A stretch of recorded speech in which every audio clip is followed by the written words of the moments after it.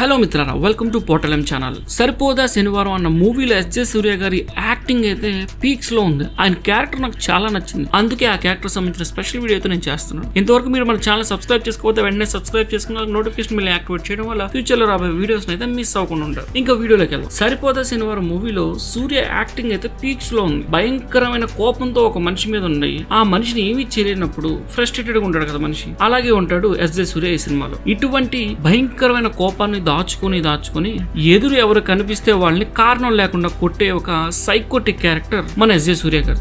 ఎవరి మీద కోపం వస్తుందో వారి మీద మాత్రమే కోపం చూపించే గుణం ఉంది హీరోకి. ఇలాంటి హీరోకి ఎస్జే సూర్య మీద కోపం వస్తే వాళ్ళిద్దరి మధ్య జరిగే క్లాష్ ఏ విధంగా ఉంటుందని అయితే మనకి ఈ సినిమాలో చూపిస్తారు. సెన్స్ లేదా అన్నందుకు కారుతో గుద్దడం, వాష్రూమ్ ఎక్కడా అని అడిగినందుకు చావ కొట్టడం, కోపం వచ్చిన ప్రతిసారి సోకులపాలెంలో ప్రజల్ని టార్చర్ చేయడం లాంటి బీభత్సమైన సైకోటిక్ సీన్స్ ని బాగా ఎలివేట్ చేశారు ఎస్జే సూర్య గారి యాక్టింగ్ తో. ఈ సినిమాలో నాని అలాగే ఎస్జే సూర్య గారు ఇద్దరు కూడా పీక్స్ లో యాక్ట్ చేసినప్పటికీ ఎస్జే సూర్య గారు నాని గారిని కూడా డామినేట్ చేసేశారు. అది ఎవరైనా ఒప్పుకోవాల్సి. మీరు ఇంతకు ముందే ఈ సినిమా చూస్తుంటే మీకు ఇలాగే అనిపిస్తే కింద కామెంట్ సెక్షన్ లో తెలియచేయండి. కోపం అందరికీ వస్తుంది, కానీ సరైన కోపం ఎప్పుడు వస్తుంది, ఎలా తెలుస్తుంది అన్నదానికి డైరెక్టర్ ఒక మంచి పాయింట్ అయితే ఇంక్లూడ్ చేశారు ఈ మూవీలో. నాకైతే ఆ డైలాగ్ బాగా నచ్చింది. ఓవరాల్ గా సరిపోదా శనివారంలో బెస్ట్ యాక్టింగ్ ఇచ్చింది మాత్రం ఎస్జే సూర్య గారే. ఆయనకి ఎక్కువ స్కోప్ దొరికింది, అలాగే దాన్ని పూర్తిగా యూజ్ చేస్తున్నారు కూడా. మూవీ చూసి వచ్చాక ఎస్జే సూర్య గారే తప్ప ఇంకెవ్వరూ గుర్తు రావట్లేదు నాకైతే. మీకు అలాగే అనిపిస్తే